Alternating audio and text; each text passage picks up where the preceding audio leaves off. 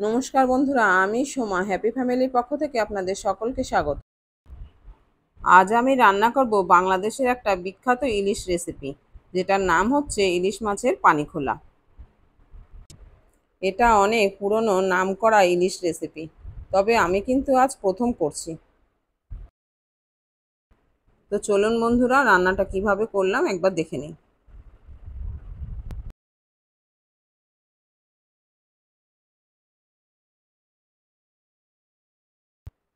এখানে আমি আমার প্রয়োজন মতো কটুকরো ইলিশ মাছের পিস নিয়ে নিয়েছি।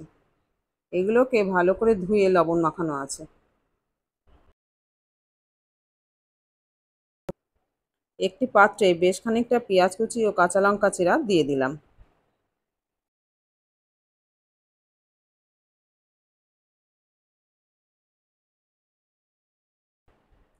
তারপর লবণ ও সর্ষের তেল দিয়ে ভালো করে হাত দিয়ে মাখিয়ে নিলাম।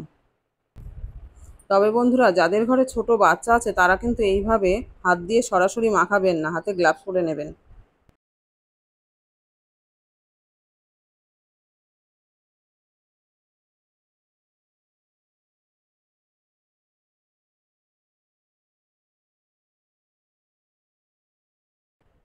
মাখাতে মাখাতে পেঁয়াজগুলো যেন সফট হয়ে যায়।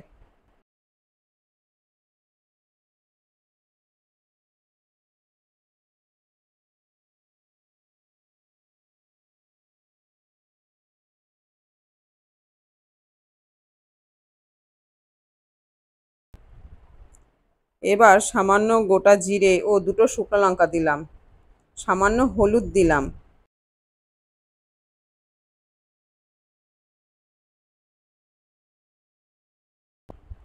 এবার দিলাম 1 চা চামচ আদা রসুনের পেস্ট, দিয়ে আবারও ভালো করে মেখে নিলাম।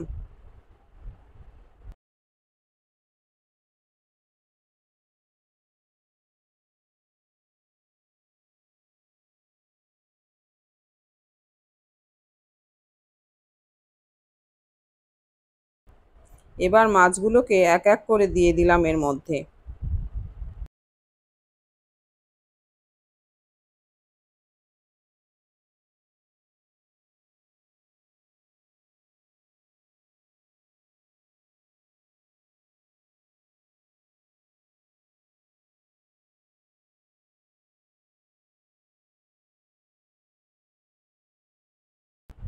এখন পরিমাণ মতো জল দিয়ে দিলাম। লক্ষ্য রাখতে হবে যাতে মাছগুলো জলে ডুবে থাকে।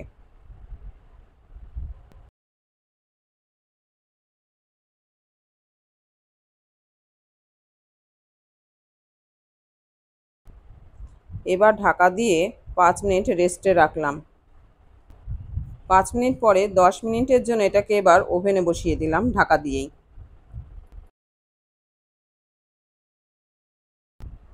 মাঝখানে একবার খুলে মাছগুলোকে হালকা হাতে উল্টে নিলাম। দেখ,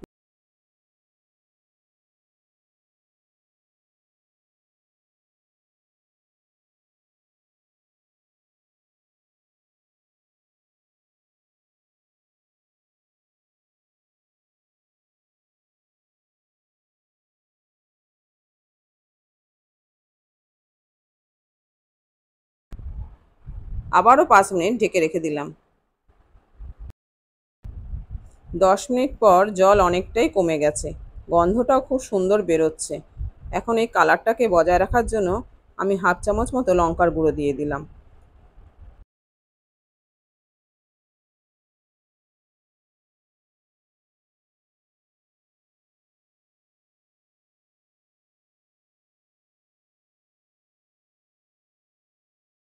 বলবো, ঝোলের উপরে তেল ভেসে ওঠা পর্যন্ত এটাকে রান্না করতে হবে।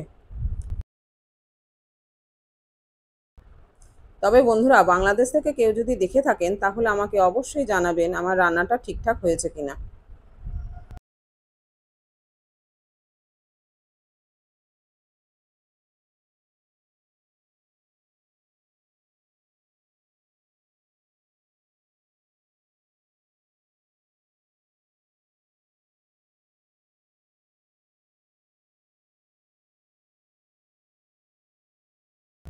বাহ, খুব সুন্দর লাগছে দেখতে।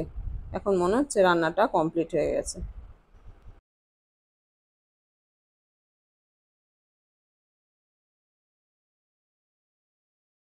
এখন এটাকে আমি নামিয়ে নেব।